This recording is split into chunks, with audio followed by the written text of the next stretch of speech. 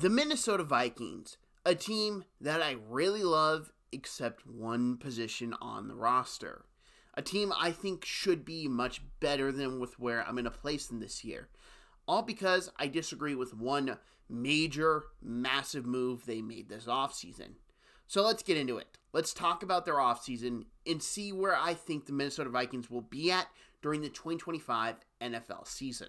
The Minnesota Vikings had a very interesting free agency period. They lost Cameron Bynum and Sam Darnold, Patrick Jones, and even backup Daniel Jones, plus the tackle they traded for during the season in Cam Robinson. That one I think is addition by subtraction, and I'm sure a lot of Vikings fans would agree with me. They brought in a couple really good players. Will Fries to be a guard, Jonathan Allen, Javon Hargraves, Ryan Kelly, who you maybe have some injury concerns with, but is still a very solid center when he's playing. And they also signed Byron Murphy long-term. They had a very productive offseason bringing in players, but I can't look past losing Sam Darnold after the season he had last year. Now, you can make the argument of, well, it's J.J. McCarthy's time, he needs the playing reps, all that, and I fully understand that argument. I'd also say you could have at least franchise tagged him and trade him for draft picks. Seattle had nowhere else to go after they traded away Geno Smith. You could have gotten a couple picks from the Seahawks, and you'd be in a much better spot with how many draft picks they had in general. Now, the Vikings had a fine, solid draft overall, but they lacked draft picks. If you franchised Darnold and traded him to Seattle, you would have had more draft picks to really flesh out this roster, add more depth at positions. Instead, they just let him walk away, and they're going to get a comp pick back. I fully understand that, but you probably could have got some better picks than with what you're getting in that comp pick. Now to look at the positive side, Will Fries, Ryan Kelly, they have chemistry together. They were on the Colts. They're good offense linemen. You're concerned with Ryan Kelly staying healthy 100%. But when they're on the field, they are very good at blocking, and they fit Kevin O'Connell's zone-based run scheme. Playing with Aaron Jones behind those two is really going to help out, plus their first-round pick, which I'll talk about here in a second.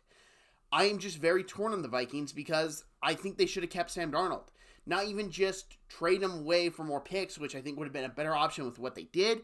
I think keeping him would have had me a lot more excited about this team this season because he was one of the very best quarterbacks last year, which is weird to say because none of us would have thought that a year ago at this time, but he truly outperformed every expectation and looked really good when the offense line was healthy in front of him.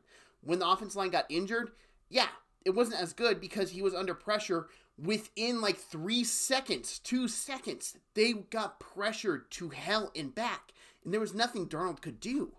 So I looked at this Vikings team, and I just think they made a massive mistake moving off Sam Darnold in the offseason. Now to talk about their draft. In their first pick with Donovan Jackson, a guy I liked a good bit. I liked the Ohio State offensive lineman this year. I thought they were both very talented who were going to get drafted high with Josh Simmons and Donovan Jackson. Donovan Jackson, to me, I thought would be a second-round pick. But I look at the draft value I had for the draft picks. There wasn't a whole lot of separation from my 15th overall pick to my, I believe it was like 47th. They were all within the same range. So I don't have an issue with that, especially the fact it's in the late end of the first round. Take a chance on the guy you can have a fifth-year option on, 100% get. Donovan Jackson, to me, will be one of their starting guards for the long term. He is very good in run blocking. He is very good in pass blocking. He knows how to do the zone-based run scheme, which is what Kevin O'Connell likes. Cleared the lanes for two of the best running backs in this draft class and made them look a lot better at moments with how big of the holes he opened up for them to run through. Donovan Jackson, I think, is a very good player, and it's a very good pick by the Vikings. Then with their second pick, they took Ty Felton. Ty Felton, I liked. I would not have taken him in the third round. I thought that was a little high for me, but I did like Ty Felton.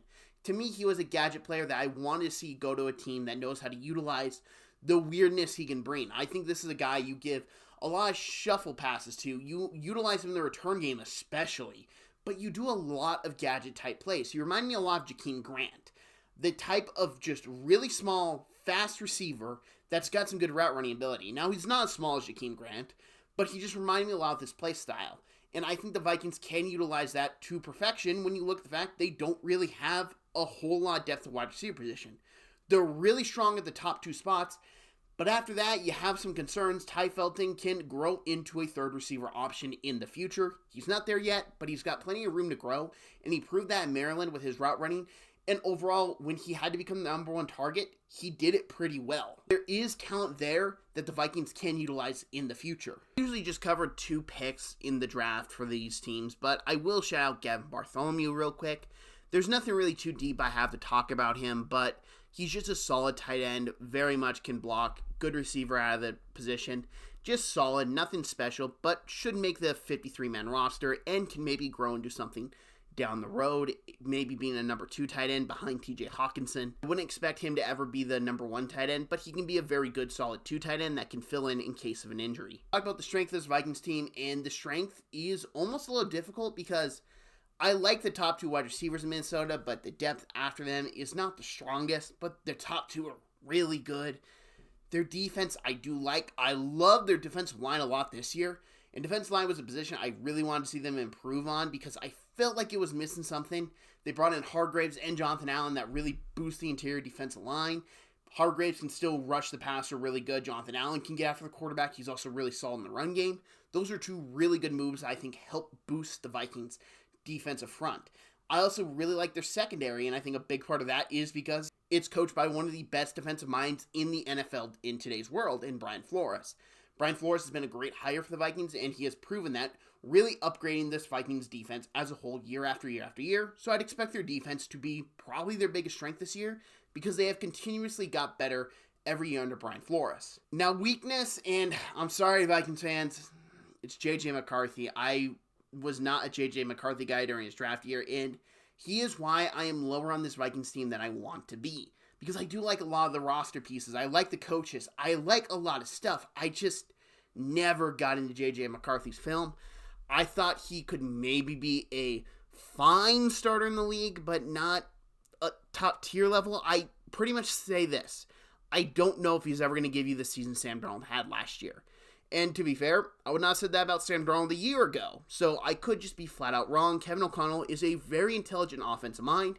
He knows how to call plays. He knows how to do a lot of stuff that I just don't know how to do with offense. But I'm just going to have to disagree with him on this one. I am just not a J.J. McCarthy guy. To me, he was really sheltered in Michigan. Had so much talent around him that we really didn't see him handle chaos at all. We didn't see him handle stuff when things went bad. Just didn't really impress me a whole lot. I just don't know what to say other than that is we haven't seen him. You can't really judge anything on last year on J.J. McCarthy, so I have to look with what I thought of him entering the draft class in 2024. I was not high on him then, and I'm not high on him now.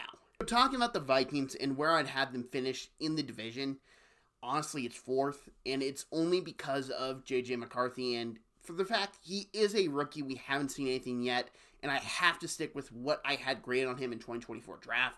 Because we haven't seen him play anything more than a preseason game, and it's preseason. Like, we can't really take a lot of judgment from that. So I look at the other teams.